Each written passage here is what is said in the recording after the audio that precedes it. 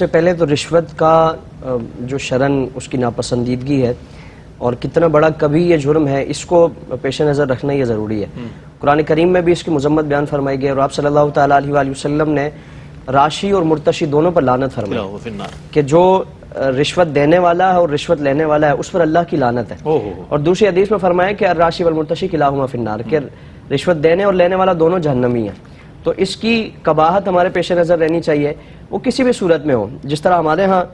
کسی منصب کے اصول کے لیے ہم کسی ملازمت پہ ہیں، ہم نے ترقی کے لیے کوشش کرنی ہے، تو اس کے ساتھ یہ ایک اس کے لوازمات میں یہ چیز سمجھی جاتی ہے کہ فلاں افراد کو اگر کھلائیں پلائیں گے تو ہمارا کام ہو جائے گا۔ یعنی رشوت کے طور پر، اور اس کی بنیادی جو تعریف ہے ایک بڑی آسان تعریف کہ حق کو ناحق بنانے کے لیے یا ناحق کو حق بنانے کے لیے، یعنی وہ حق نہیں ہے، اس کو اپنے لیے حق کے طور پر بنانے کے لیے کوئی بھی مال یا کوئی بھی اس طرح کی جو مراعات ہے وہ دی جائیں، وہ رشوت کے زمرے میں آئیں گے۔ تو اگر کسی نے اپنی ترقی کے لیے، منصب کے اصول کے لیے، یا پھر اپنا کوئی کام پھنسا ہوا ہے، کسی کے ہاں کوئی اس طرح کی مجبوری آ گئی ہے، اس کام کو نمٹانے کے لیے، نکلوانے کے لیے، یا اپنے حق میں جس طرح نظام عدل سے متعلق یہ چیزیں دیکھنے میں آتی ہیں کہ اپنے حق میں فیصلہ کرانے کے لیے وہ اس طرح کی چیزیں کی جاتی ہیں اور یہ راستے اختیار کیے جاتے ہیں۔ تو رشوت ہم دیکھیں کہ کسی بھی طرح سے اگر اس کی تعریف اس پر صادق آ رہی ہے تو دینے والا بھی جہنمی اور لینے والا بھی جہنمی۔ رشوت تو ہر صورت میں ناجائز ہے، حرام ہے، اور اللہ اس کے رسول صلی اللہ علیہ وسلم کی نافرمانی اور ناراضگی کا باعث ہے۔ فقہا نے بعض اس کی استثنائی صورتیں لکھی ہیں کہ رشوت ان صورتوں میں بھی ناجائز و حرام ہوگی، لیکن اگر کوئی ایسی صورت آن پڑی ہے کہ اس کے بغیر چارہ نہیں ہے۔ مثال کے طور پر ایک ایسا معاشرہ یا ایسا رواج وہ پروان چڑھ گیا کہ اس کے علاوہ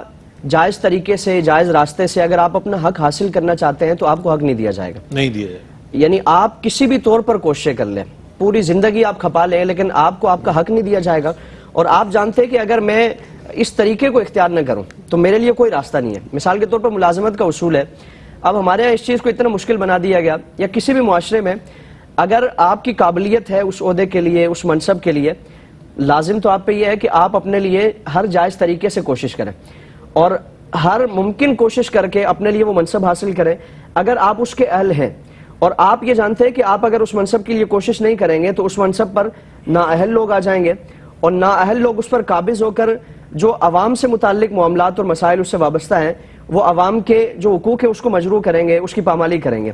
تو کوشش آپ پر لازم ہے کہ آپ اس عہدے کے تقدس کی بحالی کے لیے، یعنی اس پر اہل افراد کو فائز کرانے کے لیے اگر آپ اہل ہیں تو آپ کوشش کریں، جائز طریقے سے کوشش کی جائے گی۔ لیکن اگر جائز راستے ہر ممکن اس کے لیے کوشش کی گئی، کوئی اس کے لیے راستہ ہی نہیں نکل پاتا، تو پھر اب فقہا نے اس کی یہ صورت بیان فرمائی کہ یعنی اگر اس کام کے لیے، یعنی آپ کو یہ اندیشہ ہے کہ اگر میں نے کوشش نہ کی، اگر میں نے اس ناپسندیدہ راستے کو اختیار نہ کیا تو پھر اس عہدے پر نااہل افراد قابض ہو جائیں گے اور اس کی وجہ سے اس عہدے کا تقدس پامال ہوگا۔ تو پھر اس صورت میں یہ اجازت ہے کہ جو اس کام کے لیے کوشش کرنے والا ہے وہ اس طریقے کو، یعنی ناپسندیدہ طریقہ جو اس کو اختیار کر لے، اس پر یعنی کام وہ ناجائز ہی ہے، کام وہ حرام ہے۔ ہر آدمی اپنے آپ کو اہل سمجھتا ہے نا، یہاں تو نہیں، یہ تو بندہ وہ کیا کرے گا جو میں کر دوں گا۔ اللہ رب العالمین کی بارگاہ میں تو مواخذہ ہے نا، اللہ تو ہماری قابلیت بھی جاننے والا ہے، ہمارے احوال جاننے والا ہے، ہماری نیتوں کو جاننے والا ہے۔ اب کس کی کیا نیت ہے اور وہ کیا واقعتاً ایسا ہے یا اپنا معاملات سیدھے کرنے کے لیے وہ اس طرح کا کام کر رہا ہے، اب اس پر گناہ نہیں ہے، یعنی کام تو وہ ناجائز ہی ہے، وہ حرام ہی ہے، لیکن اس کو مجبور کیا گیا۔ جس طرح قرآن کریم میں اضطراری حالت میں حرام چیزوں کو اختیار کرنے کی بھی اجازت دی گئی، لیکن وہ اضطراری حالت اگر ایسی کیفیت ہے تو پھر اس کے لیے اجازت ہے، یہاں اس کے لیے گناہ نہیں ہوگا اس عمل پر۔ لیکن جو لینے والا ہے چونکہ وہ با اختیار ہے، وہ تو اختیار سے لے رہا ہے نا، کہ اس کے پاس اختیار ہے کہ وہ نہ لے اور جائز طریقے سے اس کا کام وہ کر دے، اس کی فائل آگے پہنچا دے۔ اب فرمائیں کہ اس کے لیے دگنا گناہ ہے، ایک تو یہ کہ وہ رشوت کا لینے کا مرتکب ہو رہا ہے، یہ اس کے لیے گناہ ہے، اور دوسرا وہ ایک اہل شخص کو جو جائز طریقہ نہیں ہے، جائز راستہ نہیں ہے، اس کے اختیار کرنے پر مجبور کرنے کا اور اس کو اختیار کرنے کا باعث بن رہا ہے، تو دگنا اس کے لیے گناہ ہے۔ اور جس طرح آپ صلی اللہ علیہ وسلم نے اس پر لعنت فرمائی ہے، تو اس عمل کی قباحت پیش نظر رہنی چاہیے کہ یعنی کسی بھی صورت میں اس کی اجازت نہیں ہے۔ اگر استثنائی صورتیں ہیں، اضطراری صورتیں ہیں، اس کے علاوہ کوئی چارہ ہی نہیں ہے، ممکن صورت ہی نہیں ہے، تو پھر اس کو ناپسند ہی سمجھتے ہوئے، اس کو حرام ہی سمجھتے ہوئے اگر اس کا ارتکاب کیا جائے گا تو اس پر گناہ نہیں ہے۔